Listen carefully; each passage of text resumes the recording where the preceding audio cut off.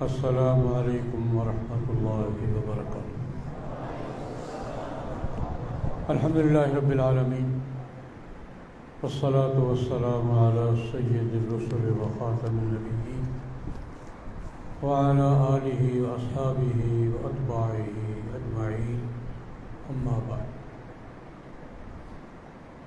حضرت مولانا عبید الرحمن صاحب کا شکر گزار ہوں کہ ان کی برکت سے مجھے یہاں آپ حضرات کے ساتھ اس مبارک محفل میں شرکت کا موقع ملا۔ اللہ تبارک و تعالیٰ انہیں جزائے خیر عطا فرمائے، ہمارا مل بیٹھنا قبول فرمائے، کچھ مقصد کی باتیں کہنے سننے کی توفیق عطا فرمائے، اور دین حق کی جو بات علم میں آئے، سمجھ میں آئے، اللہ پاک عمل کی توفیق سے بھی نوازے۔ ایک تو یہ دینی مدرسے کے آغاز کا یہ محفل ہے، اور حدیث نبوی کے بڑے مجموعہ مشکوٰۃ المصابیح کے پہلے سبق کی تقریب ہے، اور مسجد میں ہے اور نماز پڑھ کے ہم بیٹھے ہیں۔ بہت سے حوالوں سے یہ ہم سب کے لیے باعث سعادت ہے، باعث برکت۔ کہ میرے لیے خوشی کی ایک اور بات ہوئی، میں تو یہ سمجھ کے کہ اچھا علاقے کا ایک بڑا مدرسہ ہے اور وہاں طلباء سے ملاقات ہوگی اور ایک حدیث پڑھنے سننے کا موقع ملے گا، تو اس لیے سے آیا تھا۔ گیٹ پر آ کر پتہ چلا کہ یہ جنرل حق نواز صاحب کا مدرسہ ہے۔ وہ بھی میں نے گیٹ پہ بورڈ پہ دیکھا ملک حق نواز، تو مجھے شک گزرا کہ وہی ہوں گے، تو پوچھا تو وہی تھے۔ میری خوشی دو چند نہیں، سہ چند نہیں، اس لیے کہ میرے جنرل حق نواز صاحب کے ساتھ میری نیازمندی بھی رہی ہے۔ ہمارے گجرات میں بڑے بزرگ تھے، استاد الاساتذہ حضرت مولانا مفتی عبدالواحد صاحب رحمۃ اللہ علیہ، والد محترم حضرت مولانا محمد سرفراز خان صفدر رحمۃ اللہ علیہ کے بھی استاد محترم تھے، ہمارے استاد اور استاد تھے۔ میں ان کی خدمت میں تھا، جامع مسجد میں ان کی خدمت کے لیے، ان کی نیابت کے لیے 69 سے ہوا۔ جنرل صاحب کی ان سے دوستی تھی۔ جنرل صاحب بھی رائے کے بڑے لوگوں میں سے تھے، مفتی عبدالواحد صاحب بھی رائے کے بڑے لوگوں میں سے تھے۔ جنرل صاحب تشریف لایا کرتے تھے، اور مجھے کئی دفعہ ان کی گپ شپ سننے کا موقع ملا، تو مجھے میری نیازمندی تعلق تھا ان سے، تو مجھے یہ معلوم کر کے ڈبل خوشی ہو گئی، اس سے 100 گنا خوشی ہو گئی کہ جنرل صاحب کے مدرسے میں اللہ پاک ان کے درجات جنت میں بلند سے بلند تر فرمائے، ان کے رفقاء، ان کے خاندان، ان کے تمام ساتھیوں کو یہ گلشن آباد رکھنے کی اور اس گلشن کی آبیاری کرتے رہنے کی توفیق عطا فرمائے۔ حدیث مبارکہ کی کتاب میرے اور آپ کے سامنے ہے، اور اصلاً تو مجھے بات طلباء سے کرنی ہے، لیکن سب سے کروں گا انشاءاللہ۔ 2-3 باتیں کسی مزید تمہید کے بغیر۔ مشکوٰۃ المصابیح ہمارے ہاں چھوٹا دورہ، جیسے مولانا نے کہا چھوٹا دورہ کہلاتا ہے۔ دورہ حدیث سے پہلے 1 سال ہمارا ہوتا ہے، جس کو ہم موقوف العلیہ بھی کہتے ہیں، چھوٹا دورہ بھی کہتے ہیں۔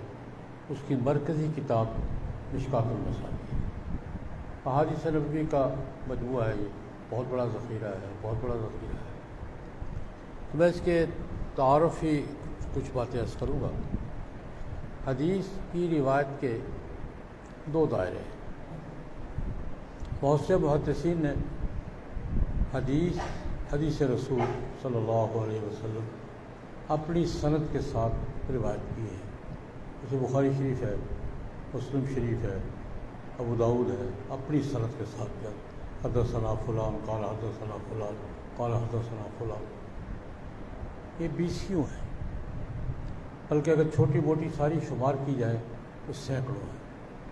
سینکڑوں محدثین ہیں پہلے دور میں، جنہوں نے اپنی سند کے ساتھ ہر حدیث کے ساتھ اپنی سند۔ آپ جب اگلے سال دورہ حدیث میں جائیں گے تو آپ ان بڑی کتابوں میں دیکھیں گے کہ ہر استاد محدث ہر سند روایت کے ساتھ الگ سند بیان کرتا ہے، پوری سند، کسی میں 6 واسطے ہیں، کسی میں 7 ہے، کسی میں 8 ہے، یہ براہ راست سند کے ساتھ روایت کرتے ہیں۔ کہتے ہیں محدثین کو اس کا آخری دور تھا امام بہقی کا، یعنی اپنی سند کے ساتھ حدیث بیان کرنے والوں میں خاتم المحدثین امام بہقی کو شمار کیا جاتا ہے۔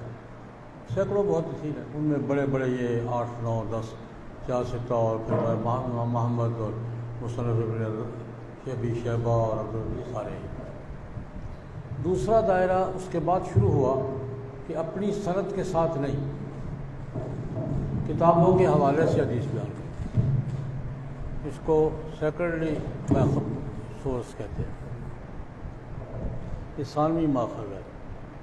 صاحب مشکات اپنی سند سے کوئی روایت بیان نہیں کرتے، ایک روایت بیان کریں گے کہ فلاں کتاب سے لیے میں نے، رواہ البخاری، رواہ مسلم، رواہ ابن ماجہ، یہ ایک ثانوی ماخذ، سیکنڈری سورس۔ یہ بھی ایک دائرہ ہے۔ ایک دائرہ براہ راست روایت کا ہے، وہ آپ اگلے سال پڑھیں گے۔ ایک بالواسطہ روایت کا ہے، مشکات بھی آپ پڑھیں گے، ایک حدیث بیان کریں گے اور کہ میں نے کہاں سے لی ہے۔ متفق علیہ کا مطلب یہ کہ دونوں بخاری مسلم دونوں کی ہے، رواہ احمد، رواہ ابو داؤد، رواہ ترمذی، رواہ نسائی، حوالہ دیں گے رواہ طبرانی۔ یہ اس کو عام اصطلاح میں کیا کہتے ہیں؟ ثانوی ماخذ، سیکنڈری سورس۔ ایک دائرہ حدیث کی ان کتابوں کا تو آج تک چل رہی ہے۔ ہمارے حضرت مولانا محمد بدر النعمانی رحمۃ اللہ علیہ کی کتاب معارف الحدیث آج کے دور کی سب سے مستند ترین کتاب ہے۔ کوئی وہ روایات جمع کی ہیں، بیان کی ہیں۔ اللہ کی قدرت، براہ راست روایت کی کتابوں میں سب سے زیادہ قبولیت کس کو حاصل ہوئی ہے؟ بخاری۔ براہ راست سند کے ساتھ روایت کرنے والے محدثین کی بیسیوں نہیں بلکہ چھوٹی بڑی سینکڑوں کتابیں ہیں، ان میں سب سے زیادہ قبولیت، سب سے زیادہ شہرت اور سب سے زیادہ ان کو پھیلاؤ دنیا میں کس کو حاصل ہوا ہے؟ اور سیکنڈری سورس کی کتابوں میں سب سے زیادہ مقبولیت اس کو۔ یہ دو کتابیں ہماری مرکزی کتابیں ہیں، اس دائرے کی وہ مرکزی ہے اور اس دائرے کی سینکڑوں کتابیں ہیں، ہر زمانے میں لکھی گئی ہے۔ بہت سے محدثین نے پہلی کتابوں کے حوالے سے روایت جمع کی ہے، لیکن یہ اعزاز اللہ پاک نے بخاری اور مشکات کو دیا ہے کہ دنیا کے ہر خطے میں پڑھائی جاتی ہے، ہر مکتب فکر اسی کو پڑھاتا ہے۔ جو خود شافعی ہیں، جو حنفی بھی پڑھتے ہیں، مالکی بھی پڑھتے ہیں، حنبلی بھی پڑھتے ہیں، ظواہر بھی پڑھتے ہیں، امام بخاری اپنے خود مجتہد مذہب ہے، لیکن سارے ہم بھی پڑھتے ہیں، وہی پڑھتے ہیں۔ یہ اللہ کے ہاں قبولیت ہے، یہ اللہ پاک کے ہاں کیا ہے؟ قبولیت ہے۔ مشکات شریف کو اس دائرے کی کتابوں میں سب سے زیادہ مقبولیت حاصل ہوئی ہے۔ اللہ پاک، اللہ ذالک فضل اللہ یؤتیہ من یشاء، اللہ پاک جس کو اعزاز عطا فرما دے۔ ہمیں صاحب مشکات سے اختلاف بھی رہتا ہے، لیکن کتاب انہی کی پڑھاتے ہیں۔ امام بخاری سے بہت سے معاملات میں اختلاف بھی رہتا ہے، لیکن پڑھاتے ہوئی ہے۔ یہ اللہ پاک کی طرف سے قبولیت ہے۔ حدیث کیا ہے؟ میں 2-3 باتیں حدیث کے حوالے سے کرنا چاہوں گا۔ حدیث کی ایک تو تعریف ہے، کیا تعریف کرتے ہیں؟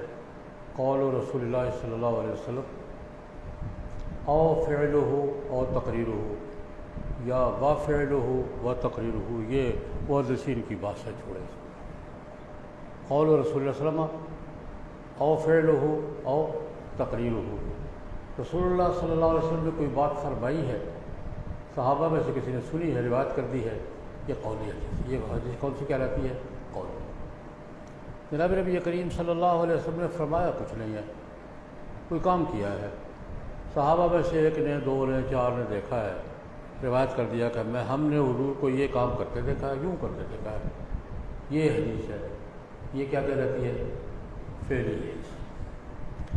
حضور نبی کریم صلی اللہ علیہ وسلم نے نہ فرمایا ہے نہ کیا ہے، صحابی نے کوئی بات کی ہے، حضور نے سنی ہے، اور تائید کا سب سے آخری درجہ کیا ہوتا ہے؟ خاموشی.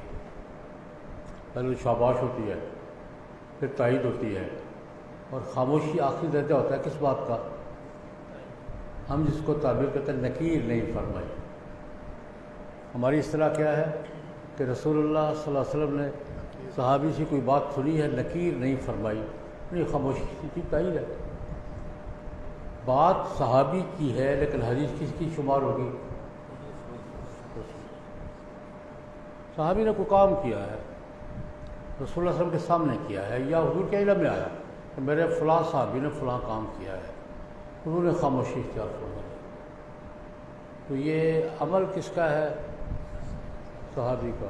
سنت کس کی کہلائے گی؟ اس کو تقریر کہتے ہیں.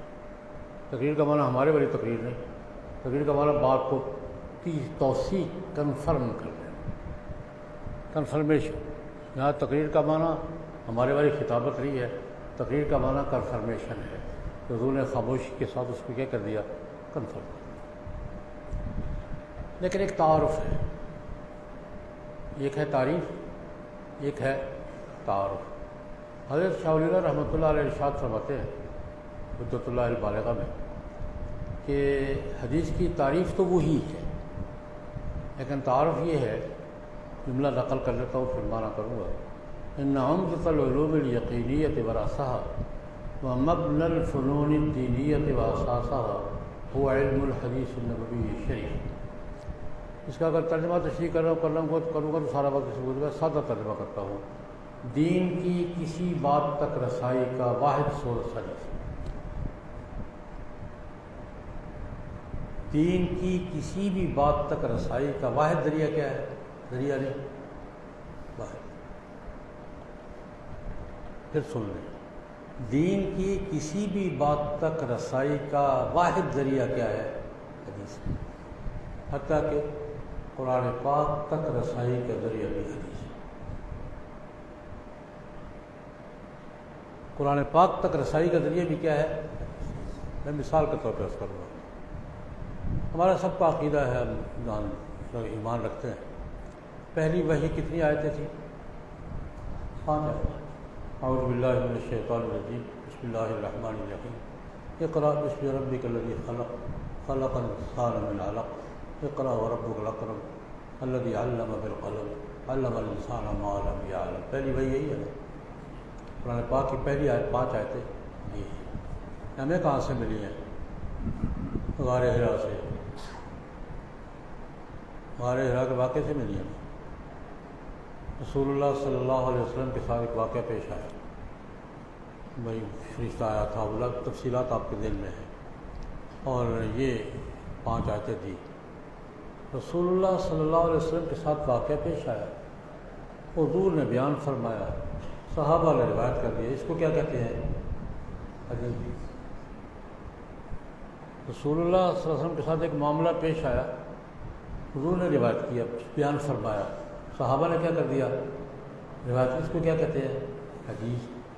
ہمیں یہ 5 آیتیں غار حرا کے واقعے کی حدیث سے ملی. اگر غار حرا کا واقعہ ہے تو 5 آیتیں بھی ہیں، اور اگر خدا نخواستہ غار حرا کا واقعہ نہیں ہے تو ان 5 آیتوں تک رسائی کا اور کوئی ذریعہ ہے؟ کوئی. واقعہ ہے تو آیتیں بھی ہیں، واقعہ نہیں ہے تو آیتیں بھی. یہ میرے واٹس ایپ پر نہیں ہے، آپ کے واٹس ایپ پر نہیں ہے، ایک پروسیس سے آئی ہے. وہ پروسیس کیا ہے؟ حدیث. حدیث کے ذریعے. بعض لوگوں کو مغالطہ ہوتا ہے، اکثر آج کل یہ مغالطہ بہت عام ہے. پوچھتے ہیں ہمارے صاحب قرآن پاک پر تو ہمارا ایمان ہے، قرآن پاک پر ایمان کے بعد حدیث پہ ایمان لانا بھی ضروری ہے. تو میں ان سے کہتا ہوں بیٹا بعد میں نہیں، قرآن پاک سے پہلے حدیث پہ ایمان لانا ضروری ہے. حدیث پہ ایمان ہوگا تو قرآن پہ ہوگا. حدیث پہ ایمان نہیں ہوگا تو قرآن پاک کی کسی ایک آیت پر ایمان ممکن. قرآن پاک کا جو لفظ بھی ہمیں ملا ہے، جو آیت ملی ہے، جو صورت ملی ہے، کہاں سے ملی؟ حضور نے فرمایا یہ نازل ہوئی تھی. حضور نے فرمایا کیا ہے؟ حدیث. نازل ہوئی تھی وہ یہ قرآن پاک کا ایک لفظ پر بھی ایمان ممکن نہیں ہے حدیث پر ایمان لائے بغیر. اس لیے میں کہا کرتا ہوں قرآن پاک پر ایمان لانے سے پہلے حدیث پہ ایمان لانا ضروری ہے. اور ایک بات آپ طلباء سے طالب علمانہ لہجے میں کہنا چاہوں گا، دلائل کی ترتیب میں قرآن پہلے ہے، حدیث بعد میں ہے. ایمان کی ترتیب میں حدیث پہلے ہے، قرآن. ایمان کی ترتیب یہی ہے. حضور نے فرمایا ہے پر ایمان ہوگا تو الرحمن علم القرآن پر بھی ہوگا، اور حضور نے فرمایا ہے پر ایمان نہیں ہوگا تو نہ الرحمن علم القرآن پر ہوگا نہ یاسین والقرآن الکتاب الحکیم، کسی پر نہیں. یہ تو پہلی بات بنے گی. حدیث تعارف کیا کروایا کہ قرآن پاک تک رسائی کا ذریعہ ہے. کیا لمبی بات نہیں کروں گا میں، دو باتیں اور. حدیث کا ہمارے یہاں ایمان بھی ہے، محبت بھی ہے، تعلق بھی ہے، لیکن تین حیثیتیں اس کی بالکل ذہن میں رکھیں. آپ نے حدیث پڑھنی ہے. پہلی حیثیت یہ ہے کہ قرآن پاک تک رسائی کا ذریعہ کیا ہے. دوسری بات، قرآن پاک کس کا کلام ہے؟ اللہ. کسی کا بات سنتے ہوئے سارے سب کے فہم برابر تو نہیں ہوتے. کوئی بات سمجھے گا، کوئی نہیں سمجھے گا، کوئی صحیح سمجھے گا، کوئی غلط سمجھے گا، کسی کو مغالطہ لگے گا، کسی کو کنفیوژن ہوگا. اللہ کی بات پر، اللہ کے کلام میں کنفیوژن تو ہوتی ہے. قرآن پاک کی بات سمجھنے میں غلطیاں لگتی ہیں نہیں لگتی؟ کسی بھی بات میں غلطی لگی، تشابہ ہو گیا، کنفیوژن ہو گیا، تو وضاحت کا حق کس کو ہے؟ میری بات سمجھنے میں آپ کو غلطی لگی ہے تو کس سے پوچھیں گے؟ صاحب آپ کی بات سمجھ میں نہیں آئی. ایک کہ میری بات سمجھنے کے لیے کس سے پوچھیں گے؟ مجھ سے. اور میری بات کی وضاحت میں اتھارٹی کون ہوگا؟ میں کہہ دوں گا کہ میری بات کا مطلب یہ ہے تو پھر کوئی کہے گا نہیں کہ مجھے تو یہ سمجھ میں آیا ہے.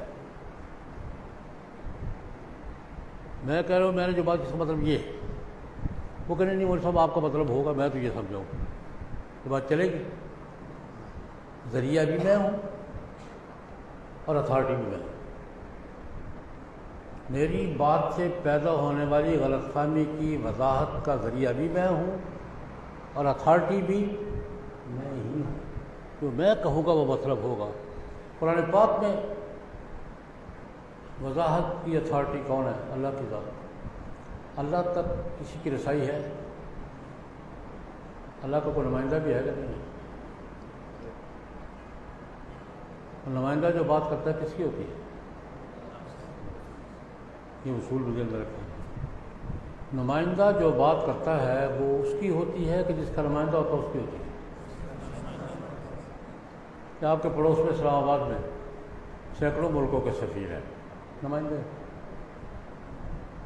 کسی ملک کا سفیر، چلو جاپان کا سفیر ایک بات کرتا ہے تو وہ اس کی بات ہے یا جاپان کی ہے؟ اپنی حکومت سے پوچھ کے کی ہے تب حکومت کی ہے، اور پوچھے بغیر کی ہے تب کس کی ہے؟ نمائندہ ہے یار. یہ اس کا درد سارا پوچھ کے کر رہا ہے کہ بغیر پوچھے کر رہا.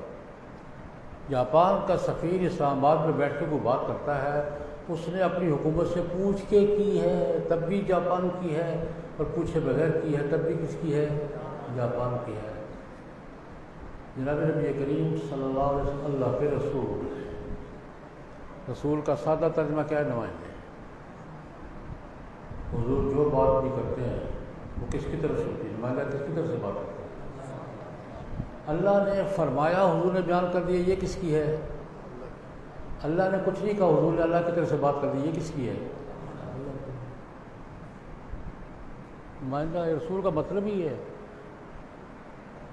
تو میں نے دوسری بات یہ کی ہے، قرآن پاک کی کسی آیت میں کسی بات میں کوئی کنفیوژن پہ ہو جاتی ہے، سمجھ لیجیے یاری بات غلط سمجھیے، تو کس سے پوچھیں گے؟ اصول کس سے پوچھنا چاہیے؟ اللہ سے. کسی کے پاس واٹس ایپ نمبر ہے؟ اللہ کے نمائندے سے پوچھیں گے کہ جناب اللہ کا کیا مطلب ہے. اور نمائندہ جو کہہ دے گا وہ کس کی بات ہوگی؟ آپ حدیث پہ جائیں گے، 20 واقعات آپ کو ملیں گے صحابہ کرام رضوان اللہ علیہم اجمعین کو قرآن پاک کی بات سمجھنے میں دقت پیش، غلط سمجھ گیا یار، ہو جاتا ہے، انسان ہے۔ تو وضاحت کے لیے کس سے پوچھا؟ رسول سے۔ اور جب حضور نے فرما دیا کہ اللہ کا مطلب یہ ہے تو کیا ہو گیا؟ اس کے بعد تو مسئلہ باقی رہ گیا۔ میں ایک مثال بھی ہے، لطیفہ بھی ہے۔ ان 20 میں سے جب آپ حدیث کے ذخیرے میں جائیں تو آپ کو 20 واقعات ملیں گے، صحابی کو الجھن ہوگی، صاحب کا مطلب کیا، یہ غلط سمجھ لیا۔ اب جب باتیں ہو یا بات یہ تو مطلب نہیں تھا، مطلب وضاحت کی کسی حضور نے، بس آپ کو ایک واقعہ بھی ہے، لطیفہ بھی ہے۔ جناب نبی کریم صلی اللہ علیہ وسلم جب روزے کا حکم آیا تو اللہ پاک نے روزے میں ریلیکس دے دیا۔ پہلی امتوں کا روزہ کیا ہوتا تھا؟ ان میں سحری نہیں ہوتی تھی، پہلی امتوں کے روزے میں سحری 8 پیر کا روزہ ہوتا تھا۔ ہمیں اللہ پاک نے کہا یار علم اللہ انکم کنتم تختارون انفسکم، مجھے معلوم ہے تم گڑبڑ ضرور کرتے، تم بات نہیں آتے۔ اللہ پاک بڑے مہربان ہیں، علم اللہ انکم کنتم تختارون انفسکم فتاب علیکم وعفا عنکم، پچھلی بات آئندہ معافی، رات روزے سے نکال دی، میں تفصیل میں نہیں جاتا، آپ علماء بات سمجھ گئے ہیں۔ پچھلی فتاب علیکم وعفا عنکم، پچھلی معاف آئندہ معافی، رات کو روزے سے کیا کر دیا؟ نکال دیا، اور حد متعین کر دی، فکلوا واشربوا حتی یتبین لکم الخیط الابیض من الخیط الاسود من الفجر، رات روزے سے نکال ہی دی ہماری کمزوریاں دیکھ کر اور حوالہ دے کر، ہماری کمزوریاں دیکھ کر رات کو روزے سے نکالا اور حوالہ دیا، کس وجہ سے نکالی ہے کہ تم باز نہیں آتے۔ اور روزے کی حد کیا بیان کی؟ الخیط الابیض من الخیط الاسود، یہ محاورہ ہے۔ محاورے ہر علاقے کے اپنے اپنے ہوتے ہیں۔ کالا دھاگا سفید دھاگا، کالی ڈوری سفید ڈوری، اس علاقے کا محاورہ یہ تھی، صبح فجر جب پھٹتی ہے نا، فجر ہوتی ہے تو سیاہ اور سفید 2 دھاریاں الگ الگ نظر آتی ہیں، بڑا عجیب منظر ہوتا ہے، پہلے یوں ہوتی پھر یوں ہوتی، سفید دھاری الگ نظر آتی ہے افق پر، سیاہ دھاری الگ نظر آتی ہے۔ تو خیط الابیض من الخیط الاسود سے مراد کیا ہے؟ وہ سفید اور سیاہ دھاریاں جو افق پر سحری کے ختم ہونے پر نظر آتی ہیں۔ اب جن کا تو محاورہ تھا ان کو دقت نہیں پیش آئی، جن کا محاورہ نہیں تھا، باہر سے گئے تھے، ان کو دقت پیش آئی کہ دھاگوں سے کیا مراد ہے۔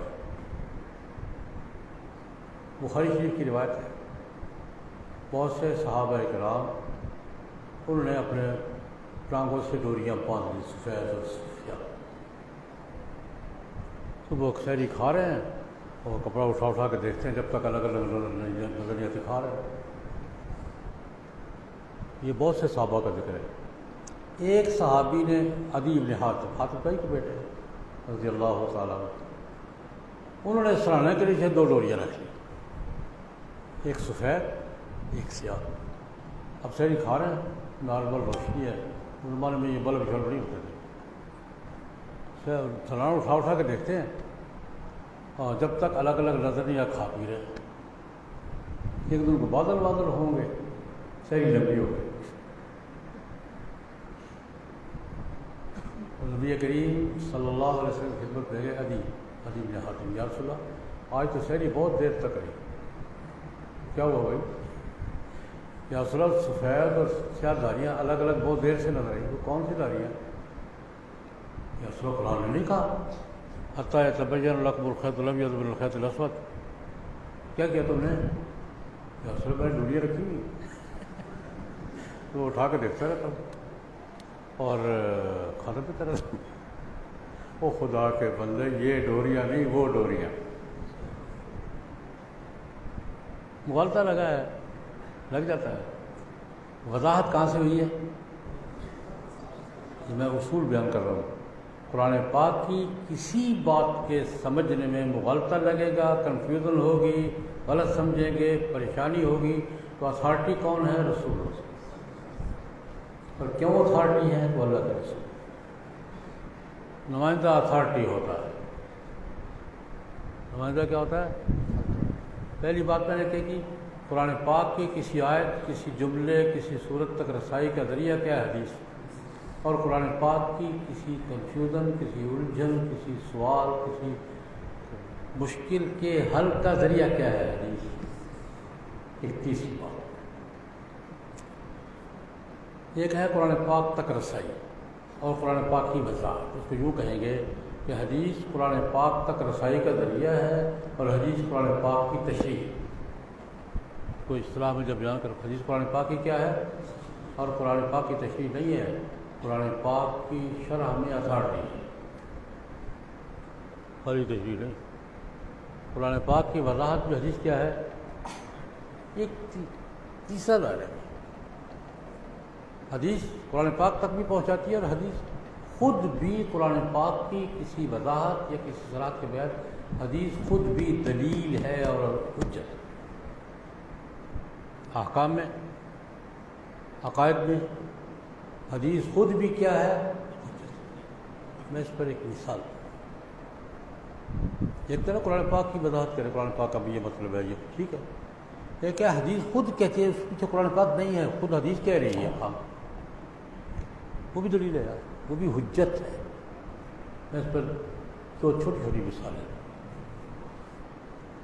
کہ ہم سفر میں نماز کیا کرتے ہیں؟ قصر کرتے ہیں اپنی حدود اور شرائط کے ساتھ۔ قصر کا قرآن پاک میں ذکر ہے،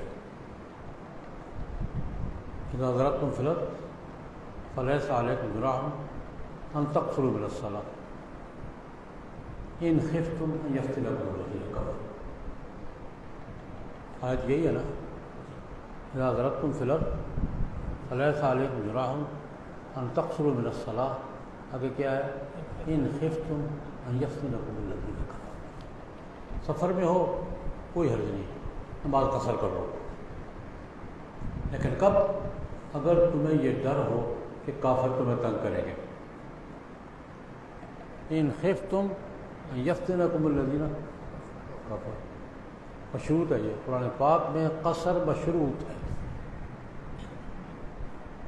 ان خفتم لا جناح علیکم ان تقصروا من الصلاۃ ان خفتم ان یفتنکم الذین کفروا۔ قرآن پاک میں قصر کی اجازت یا حکم، وہ ہمارا اپنا جھگڑا ہے، قصر اجازت یا حکم یہ مشروط ہے کس کے ساتھ؟ ان خفتم ان یفتنکم الذین کفروا۔ کیا مطلب؟ قصر حالت امن میں ہے یا حالت جنگ میں ہے؟ قرآن پاک جس قصر کی بات کر رہا ہے یہ حالت امن میں ہے یا حالت جنگ میں ہے؟ حالت امن میں ہے یا حالت خوف میں ہے؟ یہ امن والا قصر کی وجہ سے یہ اشکال پیش آیا۔ سب سے پہلے اشکال پیش آیا کس کو؟ حضرت عمر رضی اللہ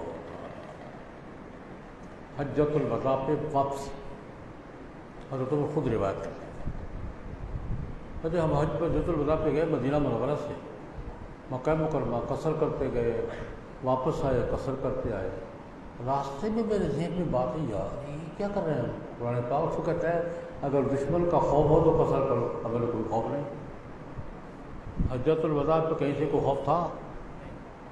پورا جزیرۃ العرب حضور کے کنٹرول میں تھا، وہ خوف کی بات ہے کہیں؟ ان یفتنکم الذین کفروا کا کوئی امکان تھا؟ یہ ہم قصر کیا کر رہے ہیں؟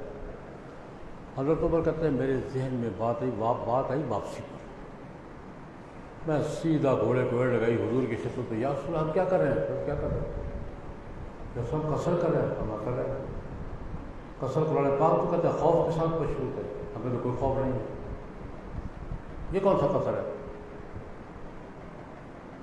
یہ سوال کس کے ذہن میں آیا اور سوال کس سے کیا؟ نبی کریم صلی اللہ علیہ وسلم بڑا خوبصورت جواب دیا۔ ویسے حضور کا جواب خوبصورت ہوتا ہے لیکن بڑا ہی خوبصورت جواب دیا۔ عمر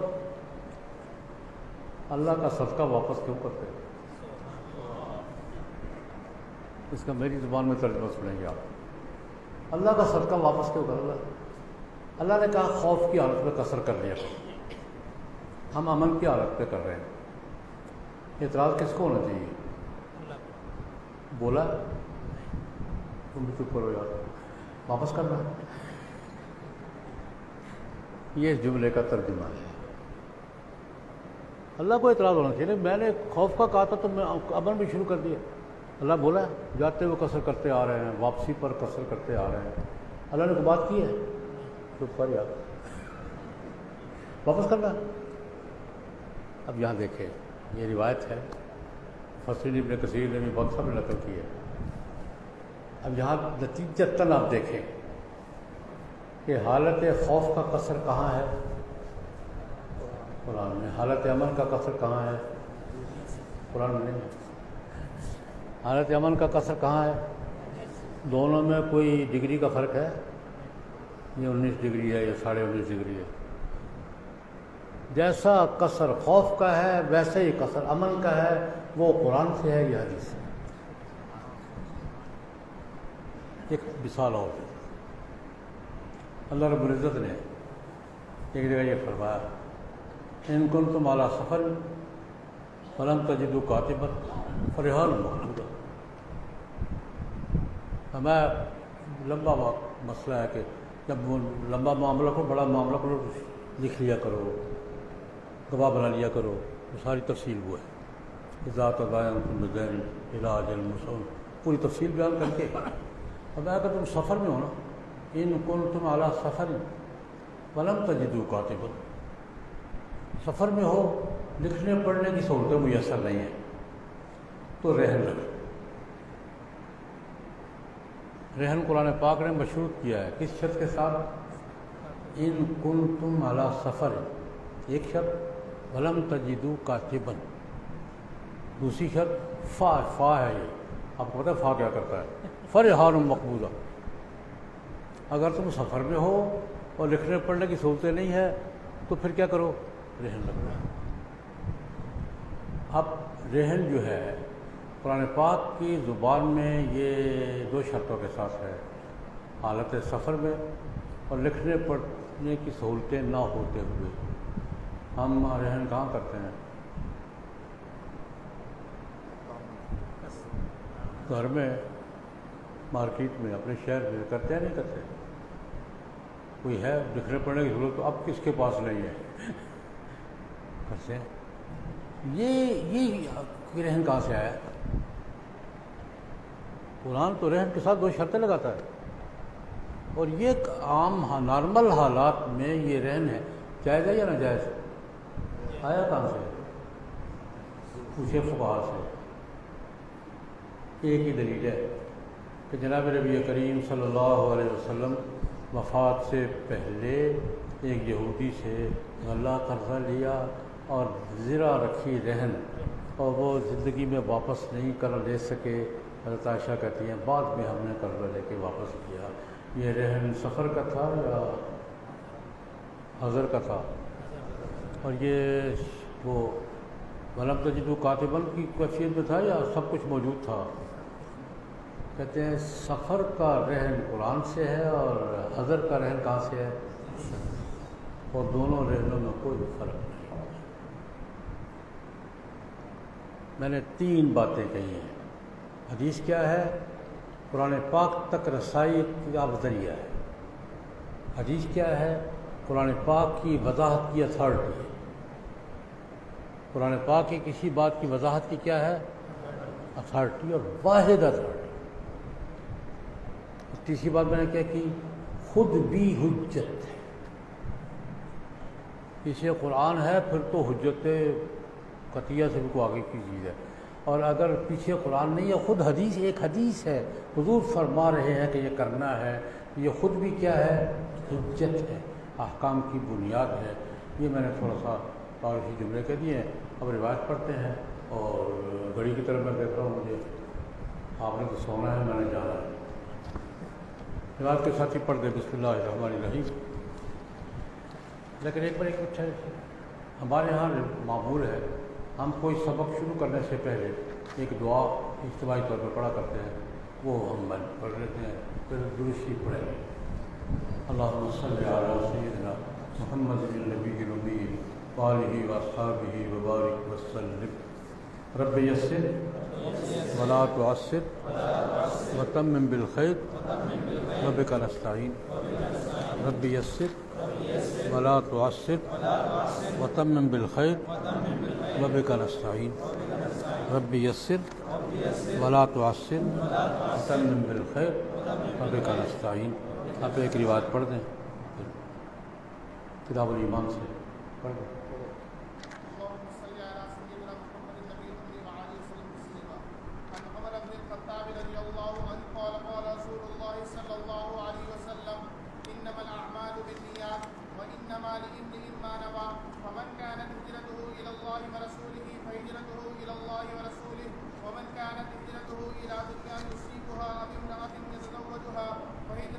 خیال میں پہلی روایت اس سے پہلے کی ہے وہ پڑھیں. ہاں بھائی ٹھیک ہے میں میرا دوسری شروع کر دیں پڑھیں. اللہ صلی ساری باتیں آپ کے استاد محترم پہ چھوڑ رہا ہوں اور دعا فرما دیں. دعا کرتے بعد آپ کو الحمد للہ بالعالمین والصلاۃ والسلام علی سید المرسلین وعلی آلہ واصحابہ واتباعہ اجمعین. مولا کریم مشکوٰۃ شریف کا آغاز ہوا ہے. ہمارے اساتذہ طلباء دونوں کو ذوق عطا فرما اور اس کی تکمیل کی توفیق عطا فرما.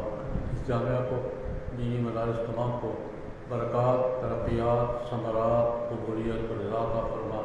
مدارس کے منتظمین مدارس کے معاونین مدارس کے اساتذہ مدارس کے طلباء مدارس کے ہمدرد سب کو دین کا ذوق نصیب فرما دین کی برکات نصیب فرما اور ہمیں دنیا اور آخرت ہر جگہ دین کی برکات ثمرات سے بہرور فرما.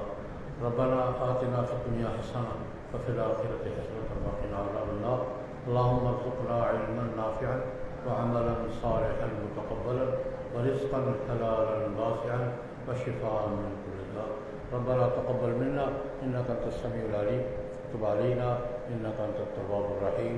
وصلى الله تعالى على خير خلقه محمد وآله وأصحابه وأتباعه أجمعين برحمتك.